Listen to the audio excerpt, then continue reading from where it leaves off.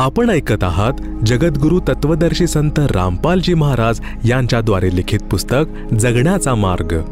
विषय गरुड बोध अध्यायाचा सारांश। कबीर सागर मधील 11वा अध्याय गरुड बोध पान नंबर 65 625 वर आहे। परमेश्वर कबीरजी यांनी धर्मदासजी यांना सांगितले की मी विष्णुजी यांचे वाहन असलेल्या पक्षीराज गरुडाला उपदेश दिला, त्याला सृष्टी रचना ऐकवली। अमर लोकाची कथा व सत्यपुरुषाचा महिमा ऐकून गरुडदेव अचंबित झाले। आपल्या कानांवर त्यांचा विश्वास बसत नव्हता। मनोमन विचार करत होते की मी आज हे काय ऐकतोय? मी कोणते स्वप्न तर पाहत नाही आहे ना? मी कोणत्या भलत्याच देशात तर नाही गेलो ना? जो देश आणि परमात्मा मी ऐकला आहे तो जणू माझ्या समोर चित्रपटाप्रमाणे चालू आहे। जेव्हा गरुडदेव याच विचारांमध्ये हरवले होते तेव्हा मी त्यांना म्हटले, हे पक्षीराज, मी सांगतोय ते आपल्याला खोटे वाटत आहे काय? शांत का झालात? प्रश्न विचारा। काही शंका असेल तर त्याचे निरसन करून घ्या। जर आपल्याला माझ्या वाणीमुळे दुःख झाले असल्यास मला क्षमा करा। माझ्या या शब्दांनी त्या खगेश म्हणजे पक्षीराजाचे डोळे भरून आले आणि ते म्हणाले की हे देव, आपण कोण आहात? आपला उद्देश काय आहे? इतके कटू सत्य आपण सांगितले आहे ते पचवता येत नाही आहे। आपण जो अमर लोकातील अमर परमेश्वर सांगितला आहे, जर हे सत्य असेल तर मग आपल्याला अंधारात ठेवले गेले आहे। जर ही गोष्ट असत्य असेल तर आपण निंदेस पात्र आहात, अपराधी आहात। जर हे सत्य असेल तर गरुड आपला खास सेवक आहे। परमेश्वर कबीरजी यांनी धर्मदासजी यांना सांगितले की मी म्हणालो, हे गरुडदेव, जी शंका आपल्याला आली आहे ती स्वाभाविक आहे, परंतु तुम्ही संयमपूर्वक घेतले आहे। ही आपली महानता आहे। परंतु मी आपणास जी अमर पुरुष तसेच सतलोकाची माहिती देत आहे ते परम सत्य आहे। माझे नाव कबीर आहे। मी त्याच अमर लोकाचा निवासी आहे। आपल्याला काल ब्रह्मने भ्रमित करून ठेवले आहे। हे ज्ञान ब्रह्मा, विष्णू तसेच शिवजी यांना देखील नाही। आपण विचार करा गरुडजी, जीवाचा जन्म होतो, आनंदाने राहू लागतो, कुटुंब विस्तार होतो। त्यांच्या पालन पोषणात सांसारिक परंपरांचं पालन करत करत वृद्ध होतो। ज्या परिवाराकडे पाहून स्वतःला धन्य मानतो त्याच परिवाराचा त्याग करून जग सोडून नाईलाजाने जावे लागते। स्वतःही रडत आहे, अंतिम श्वास मोजत आहे, कुटुंब देखील दुःखी आहे। ही काय रीत आहे? काय हे योग्य आहे? गरुडदेव म्हणाले, हे कबीरदेव, हे तर संसाराचे विधान आहे। जन्म घेतला आहे तर मृत्यूही आहेच। परमेश्वरजी म्हणाले की काय कोणी मरू इच्छितो? काय कोणाला वृद्धावस्था आवडते? गरुडदेवाचे उत्तर, नाही। परमेश्वर कबीरजी म्हणाले, जर असे झाले की ना वृद्ध अवस्था होईल ना मृत्यू, तर कसे वाटेल? गरुडदेवजी म्हणाले की काही बोलायलाच नको, असे झाले तर आनंदच होईल। परंतु हे तर काल्पनिक विचारांसारखे म्हणजे स्वप्नातील विचार आहे। हे धर्मदास, मी म्हणालो की वेद तसेच पुराणांना आपण काय मानता, सत्य की असत्य? गरुडदेवजी म्हणाले, परम सत्य। देवी पुराणातील 3ऱ्या स्कंदात स्वतः विष्णूजी म्हणतात की हे माता, तुम्ही शुद्ध स्वरूपा आहात। हा संपूर्ण संसार तुमच्यापासूनच प्रकट होत आहे। मी, ब्रह्मा तसेच शंकर आपल्या कृपेने विद्यमान आहोत। आमचा तर आविर्भाव म्हणजे जन्म तसेच तिरोभाव म्हणजे मृत्यू होत असतो। परमेश्वर कबीरजी यांच्या मुखकमलातून असा ठोस पुरावा म्हणजे अचूक प्रमाण ऐकून गरुडदेव चरणाशी नतमस्तक झाले। आपल्या भाग्याला धन्य मानले आणि म्हणाले की जो देव सृष्टीची रचना ब्रह्मा, विष्णू, महेश, दुर्गा देवी तसेच निरंजन पर्यंतची उत्पत्ती जाणतो तोच रचनाकार परमेश्वर आहे। आजपर्यंत कोणीच असे ज्ञान सांगितलेले नाही। जर कोणा जीवाला माहित असते, भलेही ते ऋषी महर्षी देखील असते, तर नक्कीच कथा केली असती। मी मोठमोठ्या मंडलेश्वरांचे प्रवचन ऐकले आहे, कोणाकडेच हे ज्ञान नाही. त्यांना वेद तसेच गीतेचेही ज्ञान नाही. आपण स्वतःला लपवून ठेवले आहे, मी आपल्याला ओळखले आहे. कृपा करून मला शरणात घ्या परमेश्वर. परमेश्वर कबीरजी गरुडाला म्हणाले की आपण अगोदर आपले स्वामी श्री विष्णूजी यांच्याकडून आज्ञा घ्या की मी माझे कल्याण करू इच्छितो. मला एक महान संत भेटले आहेत, मी त्यांचे ज्ञान ऐकले आहे. जर आज्ञा असेल तर मी माझे कल्याण करून घेतो. मी आपला दास नोकर आहे, आपण मालक आहात. आपल्याला नेहमी एकत्रित राहायचे आहे. जर मी न सांगता दीक्षा घेतली तर आपणास दुःख होईल. गरुडाने असेच केले. विष्णूजी यांना सर्व गोष्ट सांगितली. श्री विष्णूजी म्हणाले, मी आपल्याला नकार देणार नाही. आपण स्वतंत्र आहात. आपण चांगले केले, सत्य सांगितले. माझी काहीही हरकत नाही.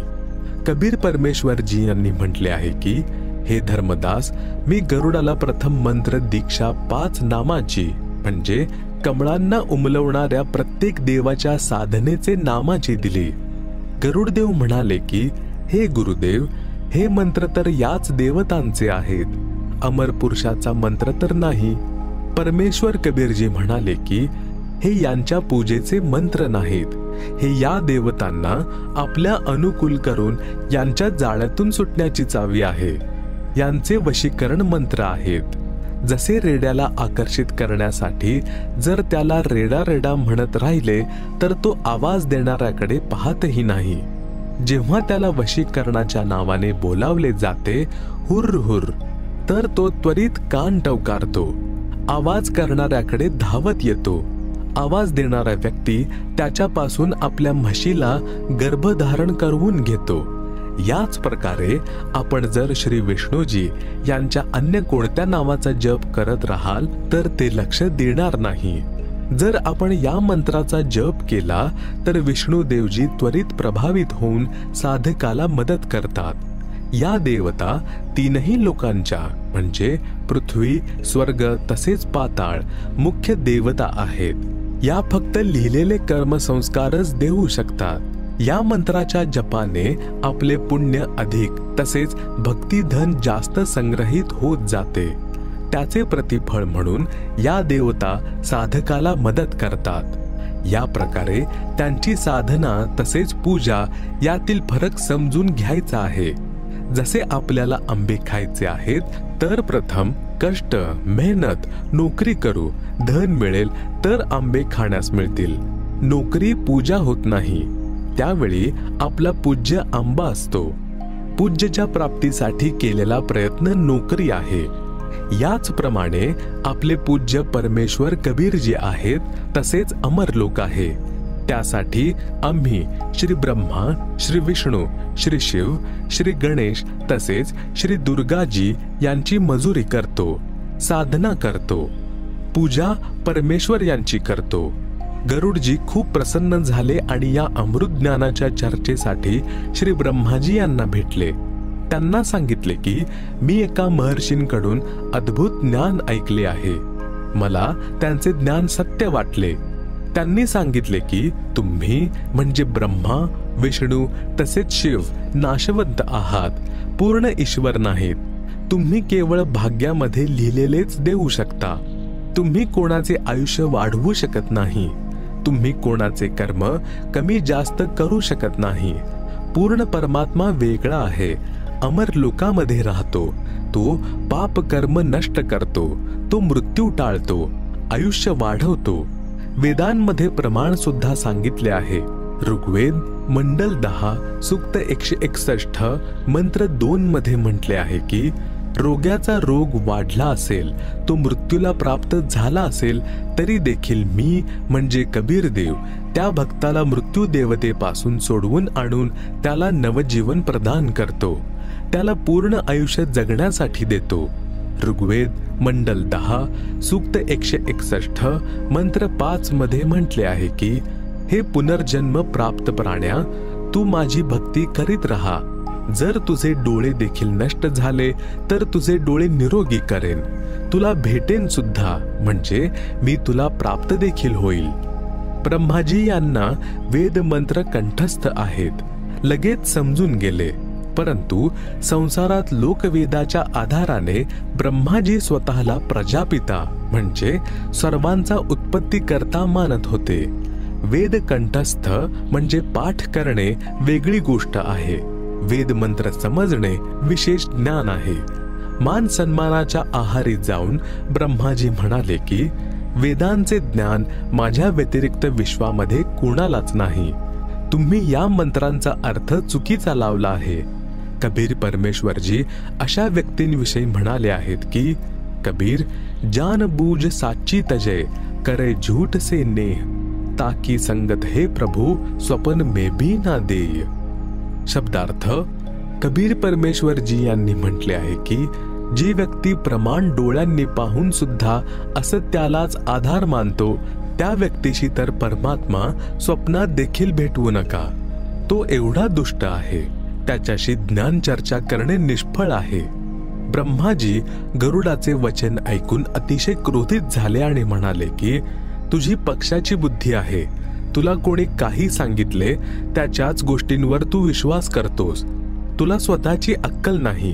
ब्रह्माजी यांनी त्याच वेळी विष्णू, महेश, इंद्र तसेच सर्व देवता व ऋषी मुनींना बोलावले, सभा भरवली. ब्रह्माजी यांनी त्यांना बोलावण्याचे कारण सांगितले की गरुड आज नवीनच गोष्ट सांगत आहे की ब्रह्मा, विष्णू, महेश नाशवंत आहेत. पूर्ण परमात्मा कोणी वेगळाच आहे, तो अमर लोकात राहतो, तुम्ही विधाता नाहीत.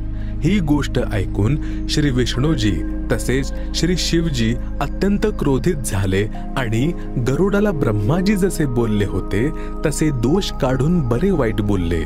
मग सर्वांनी मिळून निर्णय घेतला की माता म्हणजे दुर्गाजी कडून सत्य जाणून घेऊ. सगळे मिळून मातेजवळ गेले. हाच प्रश्न विचारला की काय आमच्या म्हणजे ब्रह्मा, विष्णू तसेच शिव शिवाय वेगळा कोणी पूर्ण प्रभू आहे? काय आम्ही नाशवंत आहोत का? मातेने स्पष्ट उत्तर दिले की तुम्हाला असा गैरसमज म्हणजे भ्रम कधीपासून झाला की तुम्ही अविनाशी तसेच जगताचे कर्ता आहात. जर असे असेल तर तुम्ही माझे सुद्धा कर्ता म्हणजे वडील झालात, पण तुमचा जन्म माझ्या उदरातून झाला आहे. वास्तवात परमात्मा वेगळा आहे, तोच अविनाशी आहे, तोच सर्वांचा कर्ता आहे. ही गोष्ट ऐकून सभा भंग झाली, सर्व निघून गेले. परंतु ब्रह्मा, विष्णू, शिवजी हे सत्य पचवू शकत नव्हते. त्यांनी गरुडाला बोलावले. गरुडाने येऊन प्रणाम केला, परवानगी घेऊन बसला. तीनही देवता म्हणाले, हे पक्षीराज, तुम्हाला कसा विश्वास होईल की आम्ही जगाचे कर्ता आहोत? आपणास जी वाटेल ती परीक्षा घ्या. गरुडजी उठले, उडून माझ्या जवळ म्हणजे कबीरजी यांच्या जवळ आले. तसेच सर्व वृत्तांत सांगितला. तेव्हा मी म्हटले की बंग देशात म्हणजे वर्तमानामध्ये बांगलादेश एका ब्राह्मणाचा 12 वर्षाचा मुलगा आहे. त्याचे आयुष्य समाप्त होणार आहे. तो काही दिवसांचा पाहुणा आहे. मी त्या मुलाला शरणामध्ये घेण्यासाठी ब्रह्मा, विष्णू, शिवची स्थिती सांगितली, जी तुला सांगितली आहे गरुडा. त्या मुलाने खूप वाद केला आणि माझे ज्ञान मान्य केले नाही. तेव्हा मी त्या मुलाला सांगितले की तुझे आयुष्य 3 दिवस बाकी आहे. जर तुझे ब्रह्मा, विष्णू, शिव समर्थ आहेत तर आपली रक्षा करून घे. एवढे बोलून मी अंतर्धान झालो. मुलगा चिंतित आहे. त्या बालकाला घेऊन देवतांजवळ जा, त्यांच्याकडून काहीच होणार नाही. मग तू माझ्याशी ध्यानाद्वारे बोल, मी तुला पुढे काय करायचे आहे ते सांगेन. गरुडजी त्या मुलाला घेऊन ब्रह्मा, विष्णू, शिवच्या जवळ गेले. गरुडाने मुलाला समजावले की तुम्ही त्या देवतांना सांगा की आम्ही तुमचे भक्त आहोत. माझे आजोबा, पणजोबा, वडील आणि मी सदैव तुमची पूजा केली आहे. माझ्या जीवनाचे 2 दिवस शिल्लक आहेत. आता माझे वय तरी काय आहे? कृपया माझे आयुष्य वाढवा. मुलाने हीच विनंती केली तर तिघांनी प्रयत्न केला, परंतु व्यर्थ. मग विचार केला की धर्मराज म्हणजे न्यायाधीशाजवळ जाऊ. सगळ्यांचा हिशोब त्याच्या जवळच आहे, त्याच्याकडून वाढवून देऊ. हा विचार करून सर्वच्या सर्व जण धर्मराजाजवळ गेले. त्यांना तीनही देवता म्हणाल्या की अगोदर तर हे सांगा की या ब्राह्मण मुलाचे किती आयुष्य आहे. धर्मराजाने डायरी पाहून सांगितले की उद्या याचा मृत्यू होईल. तीनही देवता म्हणाल्या की तुम्ही या मुलाचे आयुष्य वाढवून द्या. धर्मराज म्हणाला, हे अशक्य आहे. तिघे म्हणाले की आम्ही तुमच्या जवळ वारंवार येत नाही. आज इज्जत बेइज्जतीचा प्रश्न आहे. आम्ही आलेल्यांची इज्जत तरी ठेवा. धर्मराज म्हणाला की एक क्षण सुद्धा नाही वाढवू शकत ना कमी करू शकत. जर तुम्ही तुमचे आयुष्य याला दिले तर वाढवू शकतो. हे ऐकताच सगळ्यांची हवा निघून गेली. त्यावेळी म्हणू लागले की हे तर परमेश्वरच करू शकतो. तिथून ताबडतोब निघाले आणि गरुडाला म्हटले की आणखी कोणी दुसरी समर्थ शक्ती आहे तर तू याचे आयुष्य वाढवून दाखव. गरुडाने कबीरजी यांच्याशी ध्यानाद्वारे संपर्क केला. परमेश्वर कबीरजी यांनी ध्यानाद्वारे सांगितले की तुम्ही याच्याकरिता मानसरोवरातून जल घेऊन या. तेथे एक श्रवण नावाचा भक्त भेटेल. त्याला मी सर्व समजावले आहे. तुम्ही अमृत घेऊन या. गरुडजी यांना जशी आज्ञा झाली तसेच केले.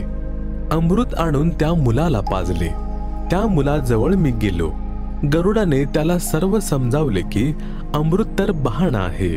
हे स्वतः परमेश्वर आहेत. यांनी जल मंत्रित करून दिले होते. मुला, तू दीक्षा घे. या अमृताने तर 10 दिवस जिवंत राहशील.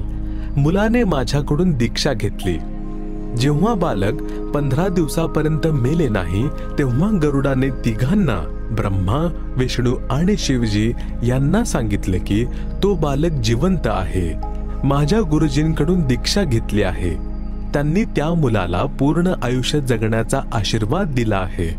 ब्रह्मा, विष्णू, महेश तिघेही पुन्हा धर्मराजाकडे गेले. गरुडही सोबत गेला.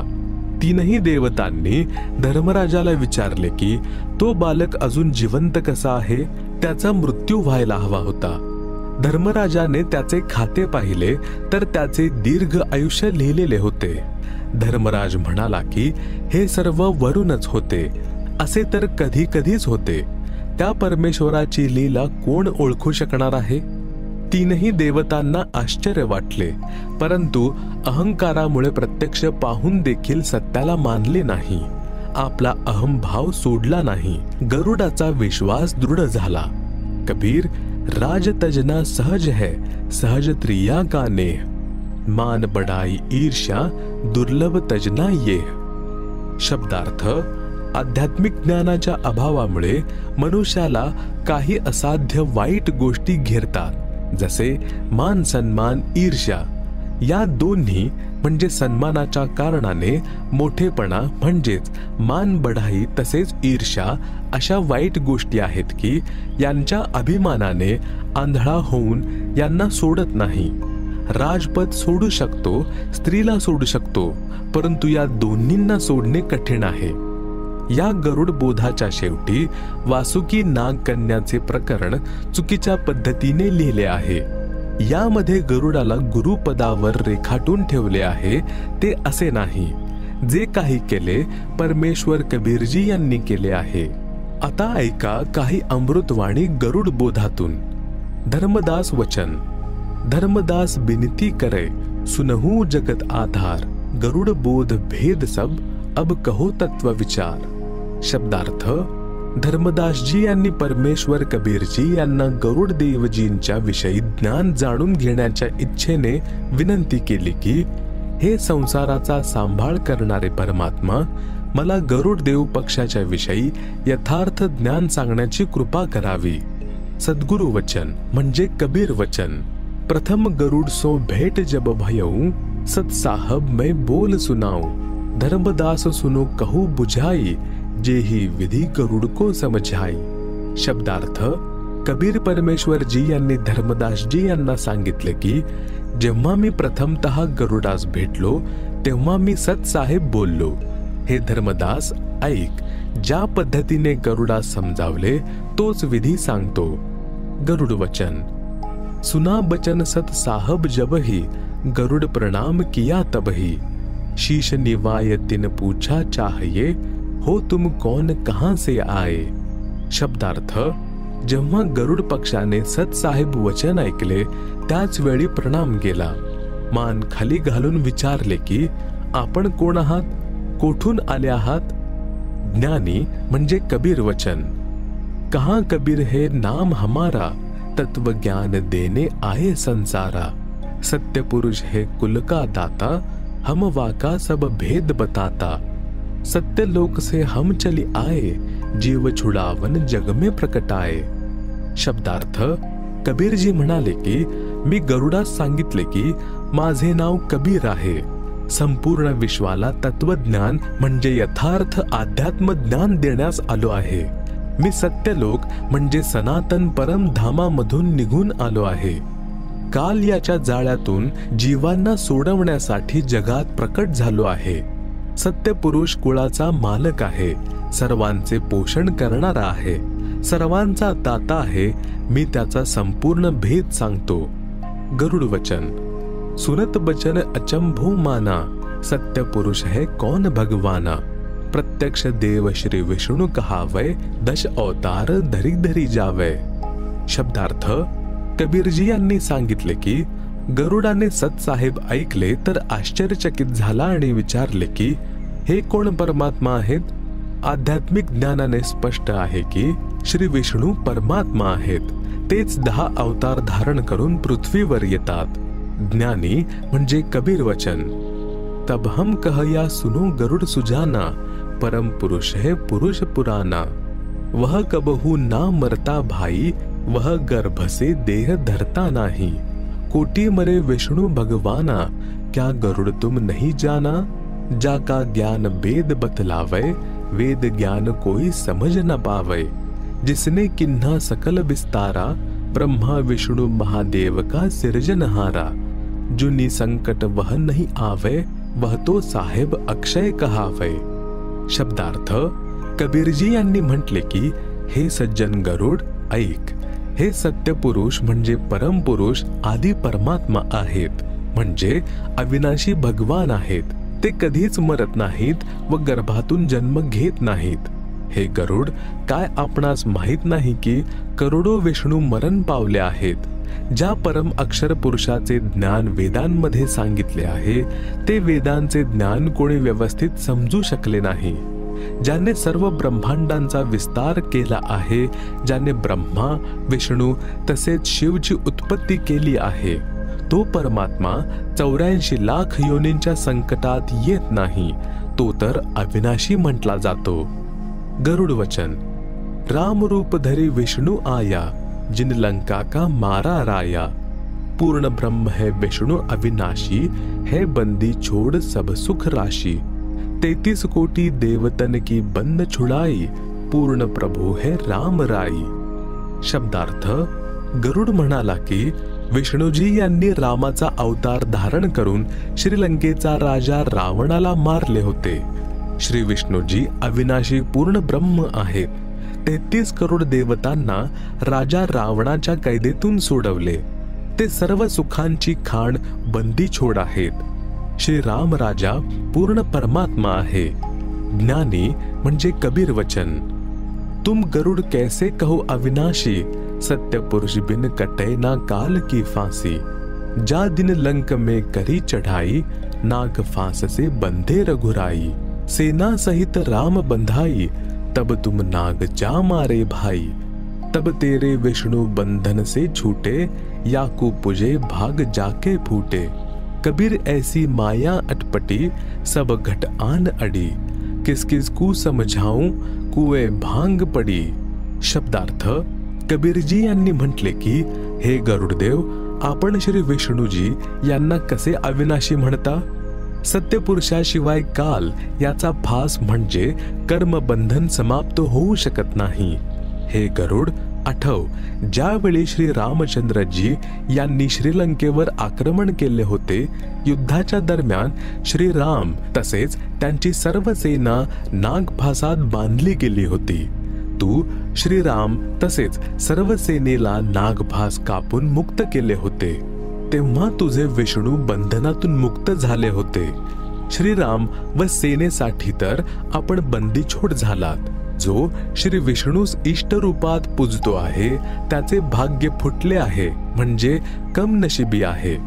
कबीरजी यांनी दुःखी मनाने म्हटले की कालब्रह्मने आपल्या मायाजालाने सर्व प्राण्यांचे घट म्हणजे सहृदय अज्ञानाने भरले आहे. कोणाकोणाला समजावू? ही तर अशी समस्या आहे जसे कोणीतरी विहिरीच्या पाण्यात 1 क्विंटल भांग कुटून मिसळली आहे.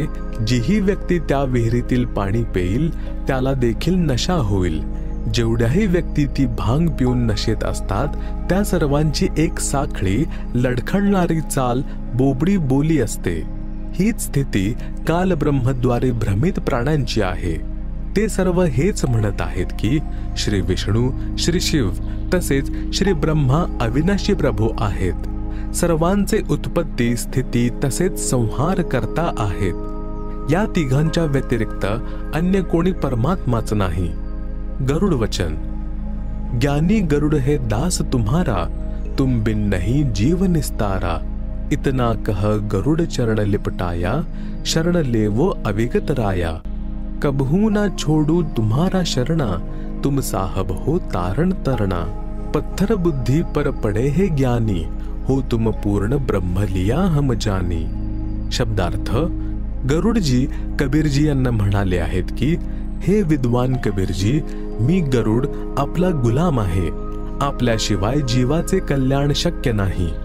कबीरजी यांनी धर्मदासजी यांना सांगितले की एवढी गोष्ट सांगून गरुडाने माझे चरण पकडले आणि म्हणाला, हे परमेश्वर, मला शरणात घ्या.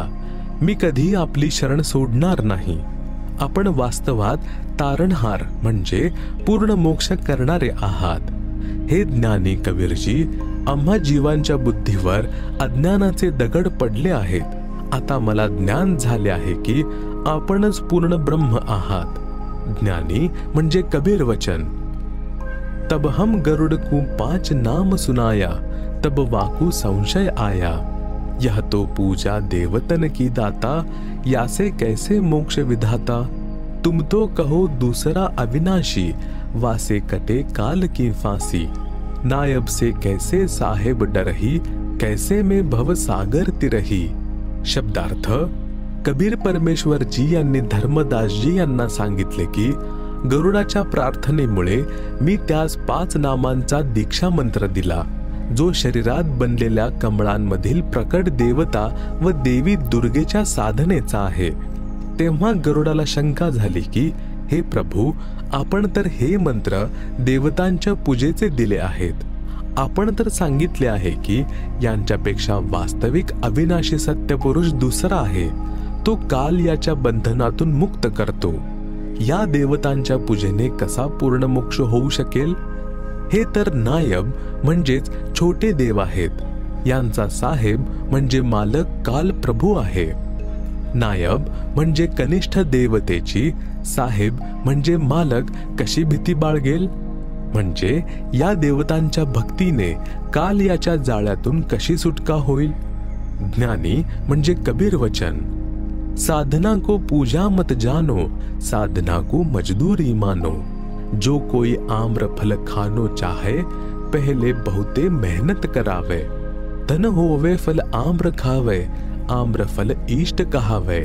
पूजा इष्ट पूज्य की कहिए, ऐसे मेहनत साधना लहिए. यह सुन गरुड भयो आनंदा, संशय सूल कियो निकंदा. भावार्थ. परमेश्वर कबीरजी यांना गरुडदेव म्हणाले की हे परमेश्वर, आपण तर याच देवतांचे नाममंत्र दिले आहेत. ही यांची पूजा आहे. तुम्ही तर सांगितले आहे की हे केवळ 16 कलायुक्त प्रभू आहेत. काल 1000 कलायुक्त प्रभू आहे. पूर्ण ब्रह्म असंख्य कलांचा परमेश्वर आहे. आपण सृष्टी रचनेत असेही सांगितले आहे की काल याने आपल्याला थांबविले आहे. काल ब्रह्मच्या अधीन ब्रह्मा, विष्णू, शिवजी आहेत. हे परमेश्वर, नायब, उप म्हणजेच कनिष्ठ यांना साहेब म्हणजे स्वामी, मालक कसे घाबरतील. म्हणजेच ब्रह्मा, विष्णू, शिवजी हे तर केवळ काल ब्रह्मचे नायब आहेत. जसे नायब तहसीलदार म्हणजे कनिष्ठ तहसीलदार असतो, तर लहानाला मोठा कसा घाबरेल? भावार्थ आहे की हे काल ब्रह्मचे नायब आहेत. आपण यांची भक्ती सांगितली आहे, त्यांचे मंत्र जप दिले आहेत. हे कनिष्ठ आपले साहेब म्हणजे काल ब्रह्म पासून आम्हाला कसे सोडवू शकणार? तेव्हा परमेश्वर कबीरजी यांनी पूजा तसेच साधना यामधील भेद सांगितला की जर कोणाला आम्रफल म्हणजे आंबा खाण्याची इच्छा झाली असेल तर त्याच्यासाठी आंबा हे फळ पूज्य आहे. ती पूज्य वस्तू प्राप्त करण्यासाठी केलेल्या प्रयत्नाला साधना म्हटले जाते. जसे धन कमविण्यासाठी मेहनत करावी लागते व त्या धनातूनच आंबे विकत घेऊन खाल्ले जातात, अशा प्रकारे पूर्ण परमात्मा आपला इष्टदेव म्हणजेच पूज्य देव आहे. जी देवतांच्या मंत्रांचा जप मेहनत म्हणजे मजदुरी आहे, त्या नाम जपाची कमाई रूपी भक्तिधन प्राप्त होईल. ते काल ब्रह्ममध्ये सोडून कर्जमुक्त होऊन आपल्या इष्ट म्हणजे पूज्यदेव कबीरदेव म्हणजे कबीरदेव यांना प्राप्त करतील. ही गोष्ट ऐकून गरुडजी अतिप्रसन्न झाले.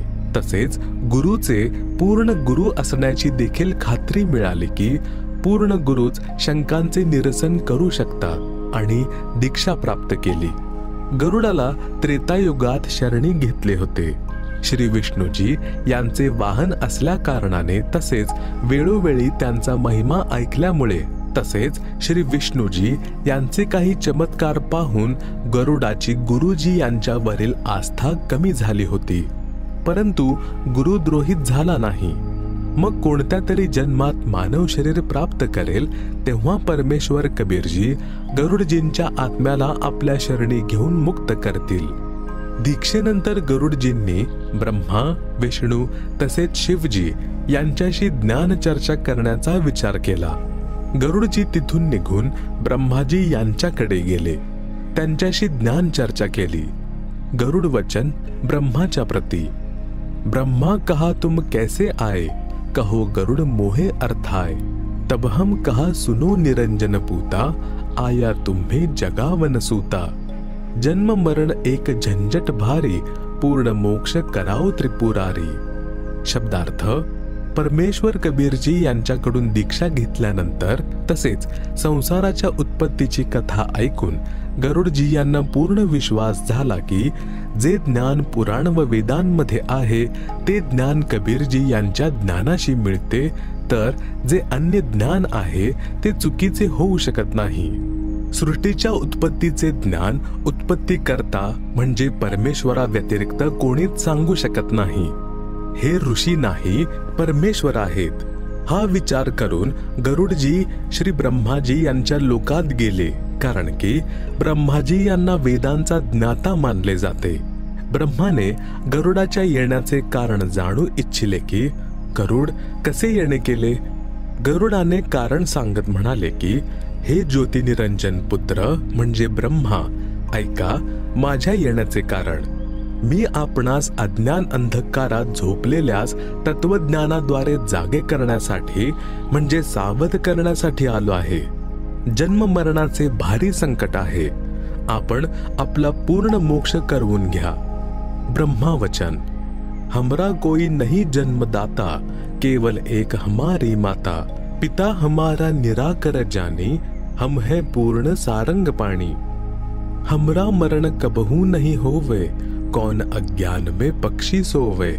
तब ही ब्रह्मा विमान मंगावा, विष्णु शंकर को तुरंत बुलावा. गए विमान दोनों पासा, पल में आन विराजे पासा. इंद्र कुबेर वरुण बुलाए, 33 करोड़ देवता आए. आए ऋषि मुनि और नाथा, सिद्ध साधक सब आ जाता. ब्रह्मा कहा गरुड़ नींद में बोले, कोरी झूठ कूफर बहु तोले. कह कोई और है सृजनहारा, जन्म मरण बतावे हमारा. ताते में यह मजलिस जोड़ी, गरुड़ के मन क्या बाता दौड़ी. ऋषि मुनि अनुभव बताता, ब्रह्मा विष्णु शिव विधाता. निर्गुण सरगुण यही बन जावे, कबहू नहीं मरणमय आवे. शब्दार्थ: ब्रह्मा म्हणाला की हे गरुड, आमचा जन्म मृत्यू होतच नाही. आमचे कोणी माता पिता नाहीत. आमची केवळ एक माता आहे. आमचा पिता निराकार आहे. आम्ही पूर्ण परमात्मा आहोत. सारंग म्हणजे धनुष्य, पाणी म्हणजे हात. हातात धनुष्य ठेवणाऱ्यास काललोकातील प्राणी परमात्मा म्हणतात. हे गरुड पक्षी, तू अज्ञान निद्रेमध्ये झोपला आहेस. ऐक, आमचा जन्म मृत्यू कधी होत नाही. त्याच वेळी ब्रह्माने विमान मागवून चालकास म्हणाले की विष्णू आणि शिव यांना घेऊन या. विमान क्षणात दोघांना घेऊन आले. यांच्याबरोबर 33 करोड देवता, देवतांचे राजा इंद्र, धनाचे देवता कुबेर, जलदेवता वरुणास देखील बोलावले. 88,000 ऋषीजन, 9 नाथ, 84 सिद्ध सर्वांना बोलावले गेले. पूर्ण सभा भरली. ब्रह्मा म्हणाले की गरुड अशा गोष्टी करत आहे जसे कोणी झोपेत बडबड करत आहे.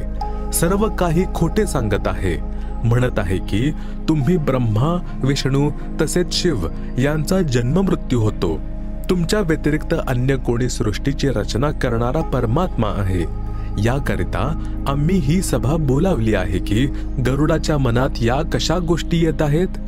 ब्रह्माजी म्हणत होते की सर्व ऋषी व मुनी म्हणजे साधक आपला अनुभव सांगतात की ब्रह्मा, विष्णू तसेच शिव जगताचे उत्पत्तीकर्ता परमात्मा आहेत. हेच निर्गुण तसेच सगुण बनून लीला करतात. यांचा कधी मृत्यू होत नाही. विष्णु वचन, पक्षी राज यह क्या मन में आई, पाप लगई बना आलोचक भाई. हमसे और कौन बडेरा दाता, हम है करता और चौथी माता. तुमरी मती अज्ञान हर लीनी, हम है पूर्ण करतार तीनी. शब्दार्थ, विष्णू म्हणाले की हे पक्षांचे राजा गरुड, तुझ्या मनात ही चुकीची गोष्ट कशी आली की आमचा जन्म मृत्यू होतो. आपण तर निंदेचे पात्र बनले आहात. आमच्यापेक्षा मोठा कोण परमात्मा आहे. आम्ही तिघे तसेच चौथी माता दुर्गाच या संसाराचे कर्ता आहोत. तुझी बुद्धी अज्ञानाने संपवली आहे. आम्हा व्यतिरिक्त अन्य कोणी सृष्टीचा उत्पत्ती करता सांगत आहेस.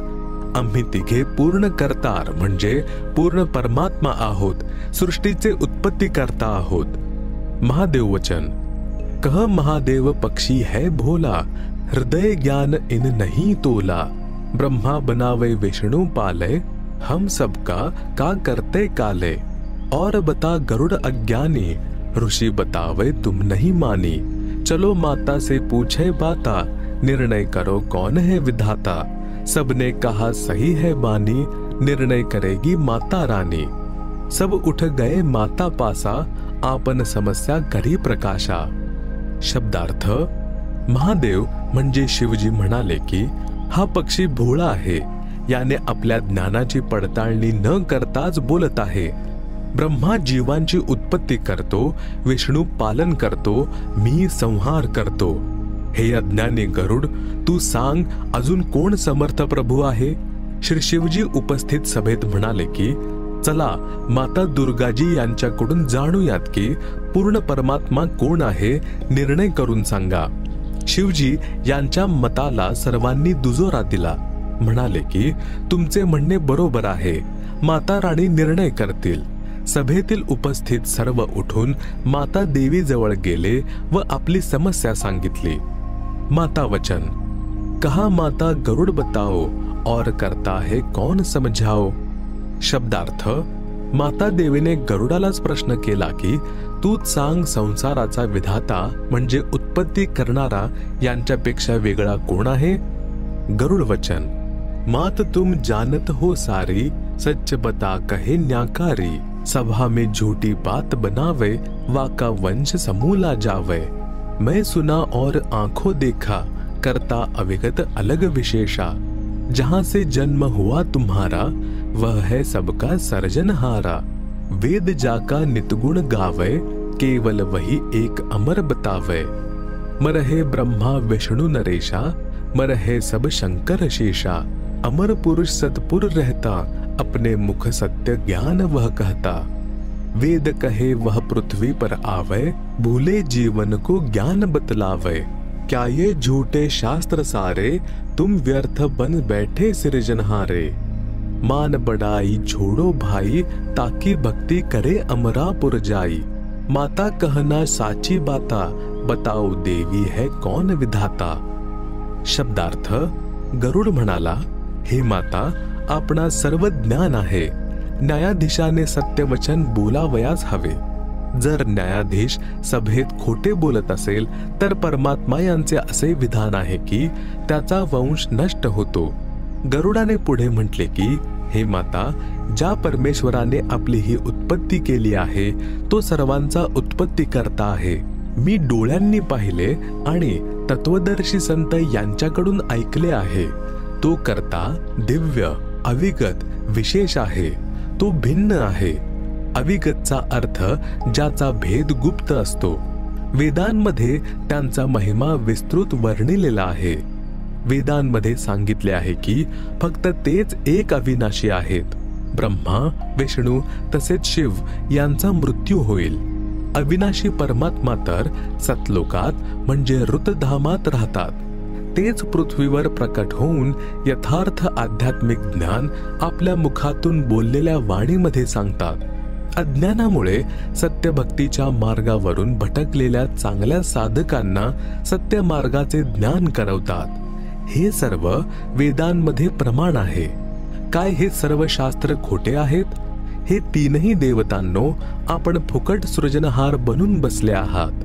हे भाऊ म्हणजे ब्रह्मा, विष्णू, शिव, मान सन्मान त्यागून आपल्या जीवाचे कल्याण करवून घ्या।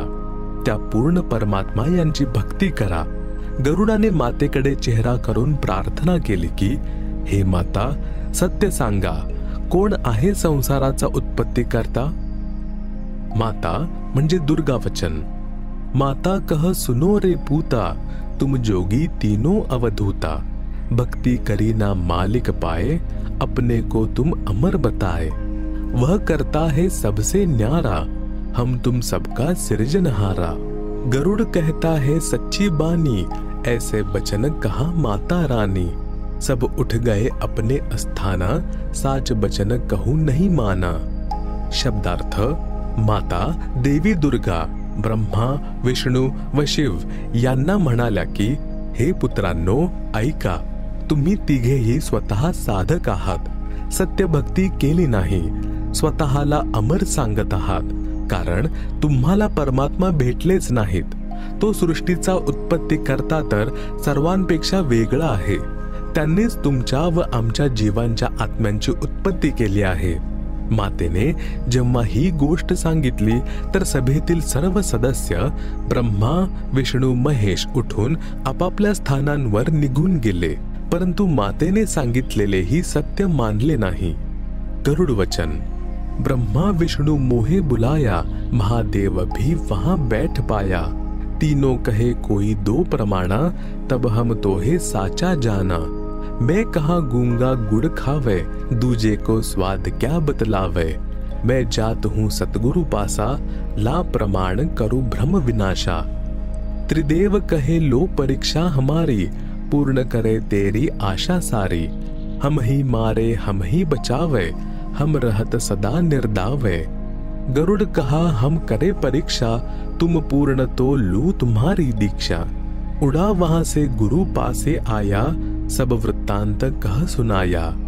शब्दार्थ, गरुडजी यांना श्री ब्रह्माजी, श्री विष्णूजी तसेच श्री शिवजी यांनी आपल्या जवळ श्री विष्णू लोकामध्ये बोलावले आणि म्हटले की, हे गरुड, तुम्ही एखादे प्रमाण द्या की आमच्यावर कोणी समर्थ शक्ती आहे, एखादा अनुभव सांगा, तेव्हा आम्ही आपले बोलणे सत्य मानू।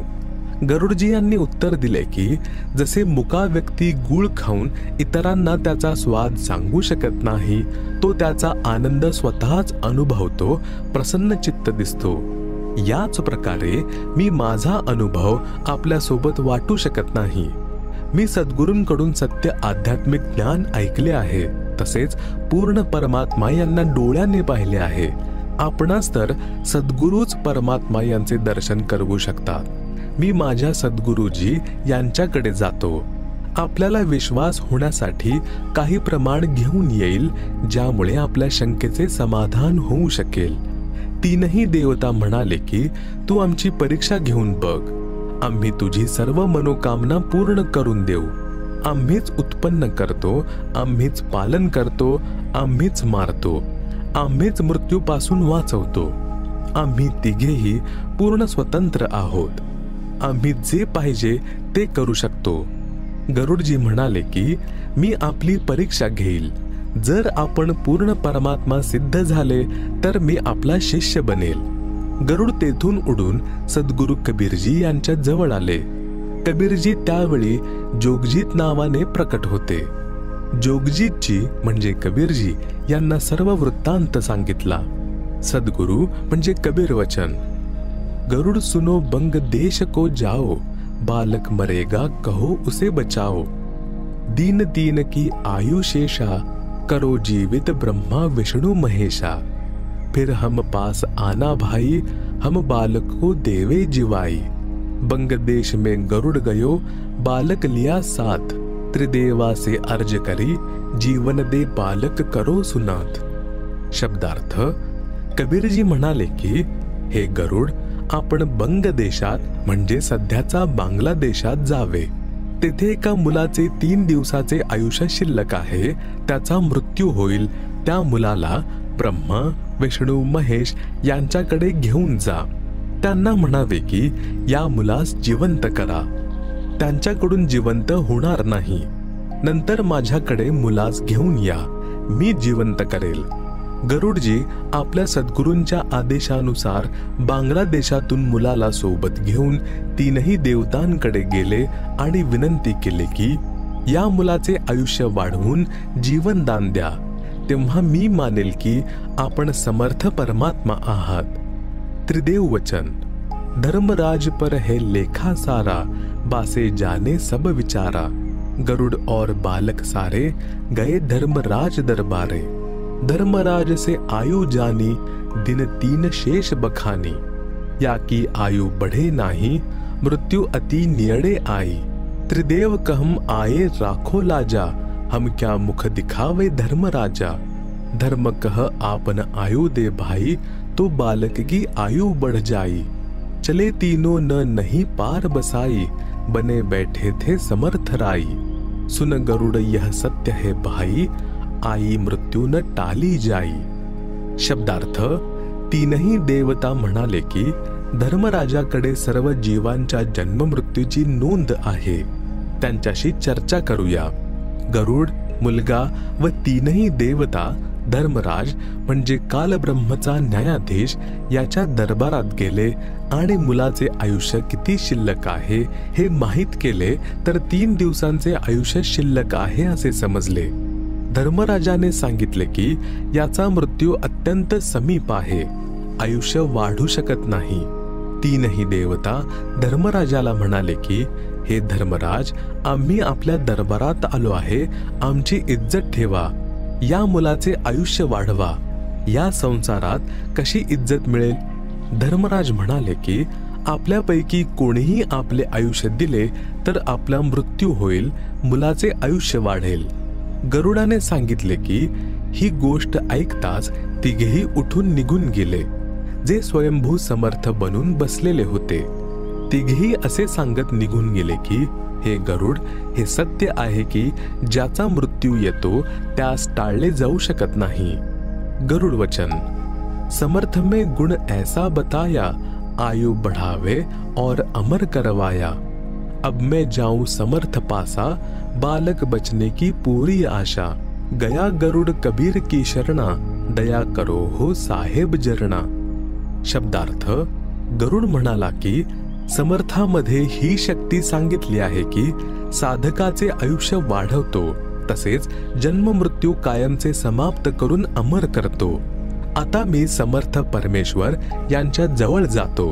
मुलाचा मृत्यू टाळण्याची पूर्ण आशा आहे असे म्हणून गरुडजी यांनी मुलाला त्याच्या घरी सोडले आणि कबीर परमेश्वर यांच्या जवळ गेला आणि म्हणाला की हे परमात्मा, मुलाला जिवंत करण्याची दया करा. जेणेकरून जनतेला तुमच्या सामर्थ्यावर विश्वास होऊ शकेल. कबीर साहेब वचन.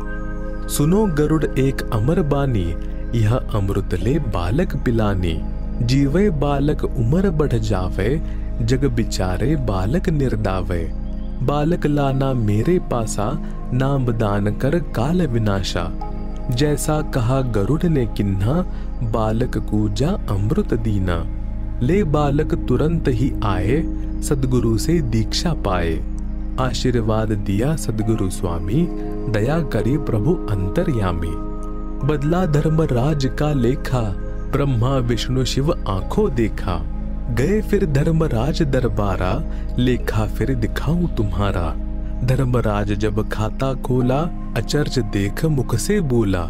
परमेश्वर का यह खेल निराला, उसका क्या करता है काला. वो समर्थ राखन हारा, वाने लेख बदल दिया सारा. 100 वर्ष यह बालक जीवे, भक्ति ज्ञान सुधार से पीवे. यह भी लेख इसी के माही, आंखों देखो झूठी नाही. देखा लेखा तीनों देवा, अचर्ज हुआ कहूं क्या भेवा.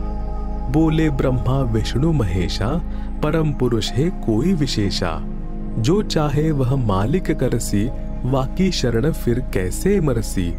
पक्षीराज तुम साचे पाए, नाहक हम मगज पचाए. करो तुम जो मान मन तेरा, तुम्हारा गरुड़ भाग बड़ेरा. पूर्ण ब्रह्म अविनाशी दाता, सच में है कोई और विधाता. इतना कह गए अपने धामा, गरुड़ और बालक करी प्रणामा. भक्ति करी बालक चितलाई, गरुड़ अरु बालक भय गुरु भाई. धर्मदास यह गरुड़ को बोधा, एक एक वचन कहा मैं सोधा. शब्दार्थ. कबीर परमेश्वरजी यांनी आपल्या कमंडलूमधून म्हणजे तांब्यामधून काही जल गरुडाला दिले आणि म्हणाले की हे अमृत जल आहे, हे मुलाला पाज. हे प्यायल्याने त्याची दीक्षा घेण्याची इच्छा होईल. काल याचा प्रभाव दूर होईल. मग त्या मुलाला माझ्याकडे आणून दीक्षा प्राप्त करून दे. त्याचा येणारा काल म्हणजे मृत्यू समाप्त होऊन जाईल. सद्गुरूंच्या आदेशाचे पालन गरुडाने केले. मुलाला अमृत पाजले. त्यामुळे त्याची दीक्षा घेण्याची प्रबळ इच्छा झाली. गरुडाने मुलाला सद्गुरुजी यांच्या जवळ आणले आणि दीक्षा देववली. परमात्माने बालकाला आशीर्वाद देऊन कृतार्थ केले. त्याच वेळी धर्मराजजी यांचा लेख बदलला. हे तीनही देवतांनी धर्मराजाच्या दरबारात जाऊन आपल्या डोळ्यांनी पाहिले. धर्मराजाने ते वाचून ऐकवले व दाखवले, ज्यामध्ये लिहिले होते की हा मनुष्य शरीर प्राप्त जीव आता 100 वर्षापर्यंत जिवंत राहील, तसेच भक्ती सुद्धा करेल. हे पूर्ण परमात्मा यांच्याकडून आयुष्य वाढवले गेले आहे. धर्मराजाने वाचले, तसेच ब्रह्मा विष्णू शिव यांनी डोळ्यांनी पाहिले. हे पाहून त्यांना आश्चर्य वाटले की हे कसे झाले. धर्मराजाने सुद्धा पाहून आश्चर्य व्यक्त केले आणि म्हटले की परमेश्वराची ही अद्भुत लीला आहे. त्याचे काल म्हणजे कालब्रह्म काय करू शकतो. कालब्रह्मद्वारे निर्धारित मृत्यूची वेळ परमेश्वराच्या आदेशाने समाप्त होते. तो अन्य समर्थ जीवांचा रक्षक आहे. त्यांनी माझ्या पुस्तकातील सर्व जुने लेख बदलले. हा मुलगा 100 वर्षापर्यंत जिवंत राहील, तसेच भक्ती सुद्धा करेल. हे देखील यामध्ये लिहिले आहे. मी खोटे सांगत नाही, तुम्ही स्वतः पहा. डोळ्यांनी पाहून ब्रह्माजी, विष्णूजी तसेच शिवजी म्हणाले की ही आश्चर्याची गोष्ट आहे. वास्तवात कोणी परमपुरुष वेगळा आहे. तो वाटेल ते करू शकतो. जो त्याच्या शरणामध्ये गेला तो कसा मरू शकतो. हे पक्षीराज गरुड, तुझी गोष्ट सत्य ठरली. आम्ही तर उगाच तुमच्या सोबत वादविवाद केला. तुम्ही करा जे तुमचे मन मानेल. हे गरुड, तुमचे भाग्य चांगले आहे. एवढी गोष्ट बोलून तिघे आपापल्या धामास निघून गेले. गरुड व मुलाने त्यांना तसेच धर्मराजाला प्रणाम केला. कबीरजी यांनी धर्मदासजी यांना सांगितले की अशा प्रकारे तो मुलगा तसेच गरुड दोघे गुरुबंधू बनले. हे धर्मदास, ही आहे गरुडाला शरणात घेण्याची कथा, म्हणजे गरुड बोध. श्री हनुमानजी यांचे गुरुजी कोण होते? आपण ऐका कबीर सागर मधून अध्याय हनुमान बोधचा सारांश।